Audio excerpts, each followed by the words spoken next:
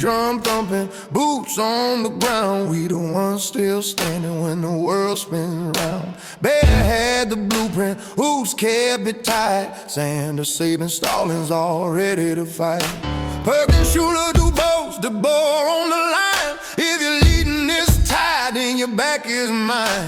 Bandwagon riders better clear that track. This train runs hot and it ain't looking back. Whoa. Tradition in the blood, victory in the veins. We rise from the bottom like we forged through flames. When we look down, don't get it confused. We're plotting comeback while your team hits snooze. Haters talk loud, but they never stay long. We built this house brick by brick, strong. Stick and stay when the storm rolls wide, 'cause legends are made when you but the tide don't care about nothing but the tide. Stand tall, roll deep, let the crimson ride. True fans roar when the pressure gets applied. We ain't falling off, we rise and ride. Don't care about nothing but the tide, where legends are made and the faithful abide. If you ain't all in, step off to the side, 'cause we don't care about nothing but the tide. Now, the wide receiver room, they missed Lacio Brooks last week, but he was back at practice this week, and Coach Boyd said that he's close to a full go after taking reps for several days straight. That's exactly the kind of that's what we need to hear, because Brooks is a real weapon. I was really counting on a lot from him this year. I'm glad to get him back, because he was in I think he was a walking boot or some kind of protective boot last week.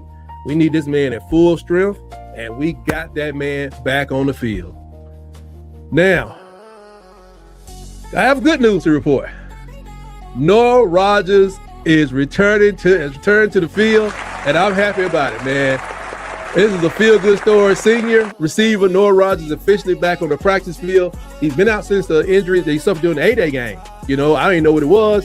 Rogers is running ahead of schedule, ahead of his recovery timeline, and the medical staff originally projected they originally projected he wouldn't get back until like later in the season. But that's a testament to that man's mindset and his refusal to let a setback define his season. This is supposed to be a big year for him, because he's trying to get out there and make some money.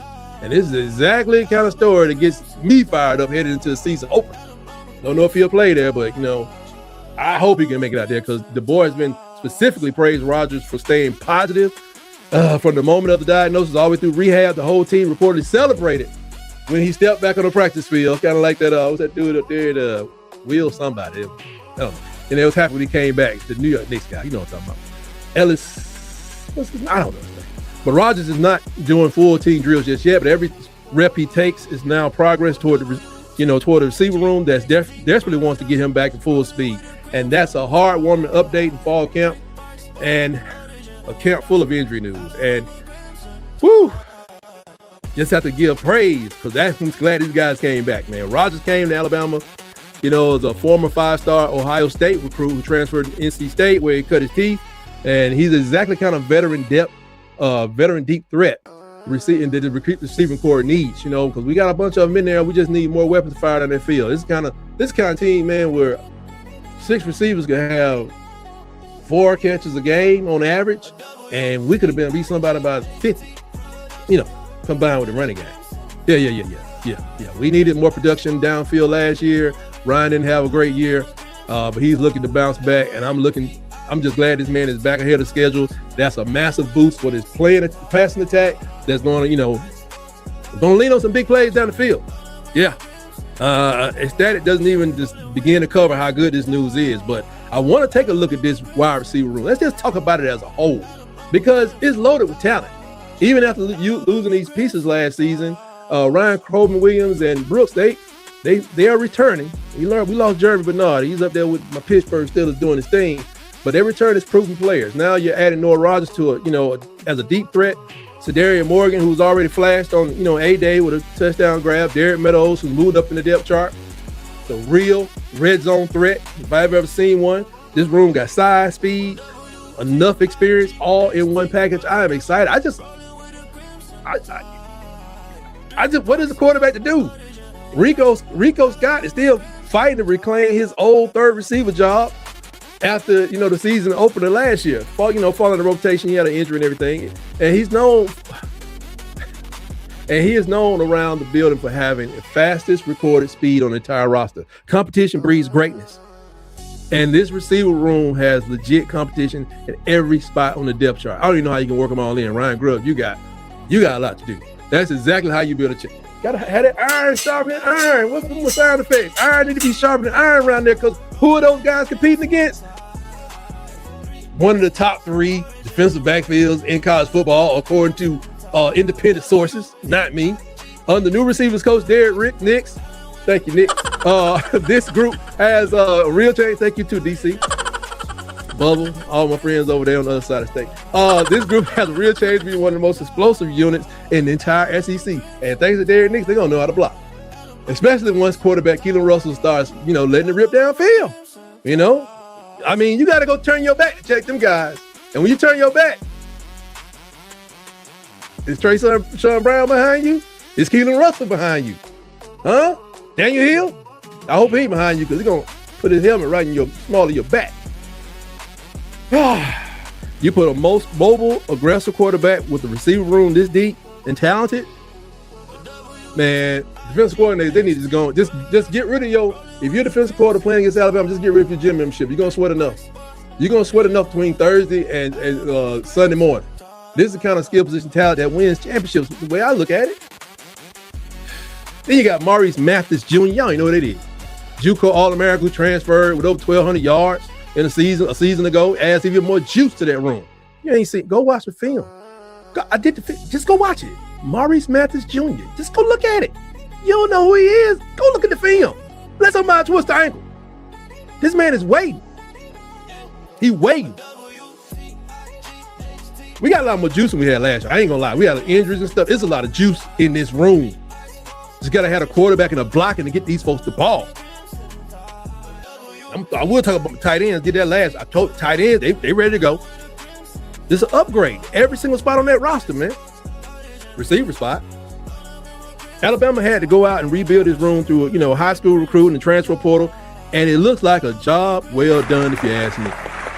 And the bottom line is this: as long as the offensive line holds up and the quarterback delivers the ball on time, this group is going to be an absolute nightmare. Just a nightmare.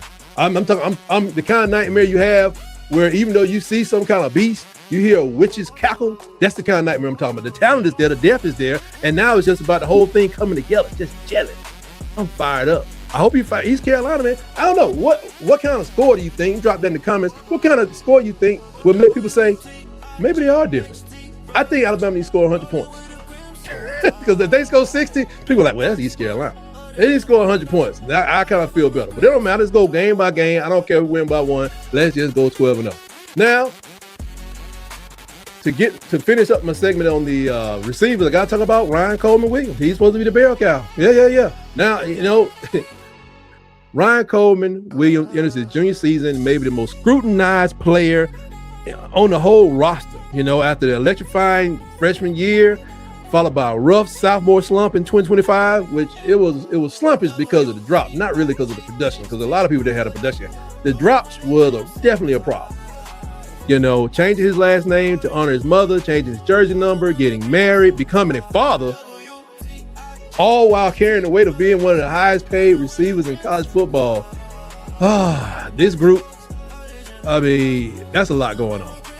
That, I say one of the highest paid, yeah. Man, that's a lot to do, man, before you turn 20. Coleman-Williams, openly admits nobody knows which version of him is going to show up this season. The 17-year-old phenom who came in and towards Georgia for game-winning touchdown as a true freshman, or the player who looked lost, uncomfortable in stretches last season. He told the media flat out that people are just going to have to see themselves. And I respect that kind of honesty. I don't want to come in there bragging, sound like he, somebody that played for Dallas. They didn't want him to receive. From a young man carrying this much pressure, you know what I'm saying? Takes a lot of guts to just say it, that out loud in front of the whole country. And here's what gives me hope. Coleman-Williams feels like he's more grounded. He's faster. I know he gotten bigger. This boy yoked up. He don't let nobody's 17-year-old son. He like somebody's 20-year-old young man. You know what I'm saying? Dude hit the weight room. He cut up. He like to go do some modeling gigs, you know, in between games. But he's physically better than, you know, than any point in his Alabama career. He's been putting in a lot of work.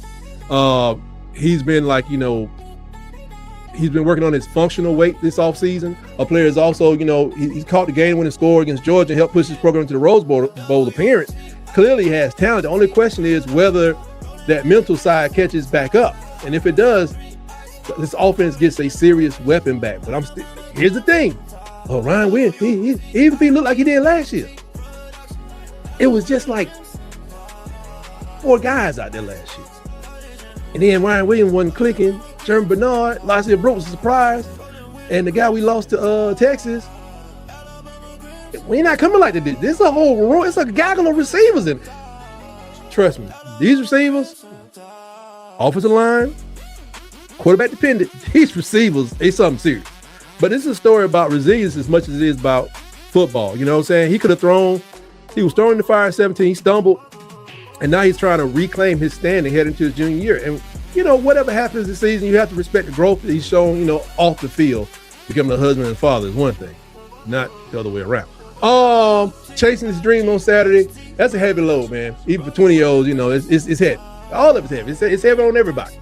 But here's a message to Ryan Coleman as he's heading to the 2026 season. Tide Nation is behind you, flaws and all. You know what I'm saying? Because none of us doggone perfect. This shirt is too big. As an Alabama fan, I should be ashamed of myself. I'm not. I'm here for you, Ryan. We got your back. This offense is going to have to be a completely different animal this year. Okay? So go have yourself a great junior season, young man, and shut all these people up. They had 4 receivers before they had sophomore slumps that went on to become first-round draft picks, including Julio Jones. Oh, yeah. Could have been a quarterback fault with Julio Jones. They said, got a big piece of ice just fall on my refrigerator. Defrosted. Anyway, it's another one got to fall too. Julio Jones, I think Jalen Waddle. I want to say Amari Cooper was the other one, or it could have been Ruggs. I can't remember. But 4 of them have had sophomore slumps, come back in their junior season, end up as #1 draft picks. Man, let's talk about Coach DeBoer's reaction again. I want to go with what he said about the second scrimmage, you know, what he saw from, you know, the football team, what he liked on the pre-snap and all the other stuff. The communication, the checks, the commands at the line scrimmage were on another level compared to a week before. And yeah, that's exactly what you want to hear with the program. The program is trending in the right direction, headed into East Carolina. It could be a lot worse. Trust me. It could be trying to replace 46 players like he did his first season. On the quarterback battle, you know, they made the decision. He was praising them the whole way through. And, you know, they finalized everything, but they used patience. They used a business-like approach to get to this thing. They wanted to, they want the quarterback that could earn the coaching staff's trust. They didn't have no panic. They didn't rush the decision. They just had a steady evaluation, and they came out with their guy. DeBoer specifically has been pointing to the offensive execution as a bright spot. He liked the consistency. They were to work through their progress and deep into the camp. And this is, you got to remember, this is an offense that's they're out there battling against, but I think it's going to be one heck of a defense. DeBoer domination is coming. Mark it down. I think they're doing an excellent job. Cold night, bright light, coming like armor, legacy heavyweight on our shoulder. Memory deep like a tracks in the snow. We don't flinch when the pressure get colder. Veterans talk, young one listen. Every snap got a purpose, no guessing. Calculated steps, we don't rush fate, we dominate space. Yeah, we bend it. Herd mentality, strengthen the circle. Protect the middle, that's how we nurture. Built through contact, for the repetition. Every mile paid for with conviction. 100 toes, Savannah strong. We move together, can't go wrong. No panic, no fear when the storm come on. Crimson bloodline, we carry on. 100 tops, Savannah strong. He move together, can't go wrong. No panic, no fear when the storm come on. Crimson bloodline, we carry on. 100 tops, Savannah strong. Heavy footsteps when we roll along. Absolute power when we lock and form. Not here to compete, we here to conquer. Man, no vicious, calm under fire. Eyes like them when the noise get louder. Opposition foe when it will get tested. We don't blink, we don't get desperate. Strength show quiet, never flashing. Trench show violence, cold and classic. We overwhelmed without the chaos. Dominate ground, yeah, that's status. Championship habits, pass hand to hand. From wireless to now, that standard stance. History talk, but the future answer. Every down feel like like a slow-moving avalanche. Tundra to Savannah strong, one heartbeat when the past come on. Built for the war when the nights get long. Crimson tide, yeah, the true live on. Tundra to Savannah strong, ice in the veins, fine and long. Shortcuts taking your word that done. This ain't a moment, it's a dynasty run. Adjust to the field, adjust to the foe. Tempo switch like the wind and snow. Every scheme bend, every plan flex. We evolve while they still try to guess. Close the ranks when adversity hit, communication tight. Every detail crisp, no fracture line when the pressure spike. We get stronger in the hardest fights. Heard move forward, never retreat. Every block laid like concrete. You feel us coming for you. See that low end rumble of inevitability. Ooh, patience in the grind. Ooh, greatness take time. Through the cold, through the heat, every step was meant to be. From the tundra to the throne, from this family we grown, unified, and we arrive, battle tested, built to survive. No shortcuts, no ball shine. Every title earned in Alabama time. Repetition made us iron strong. Same song played all season long. We don't chase noise, we chase ring. Move slow, but everything break when we swing. Let the lead, young ones ride. That's our program, never dies. Final crossing, city ends on glow. Hold her standing, ready to go. This ain't hope, it's destiny. Written in steps, you can feel beneath.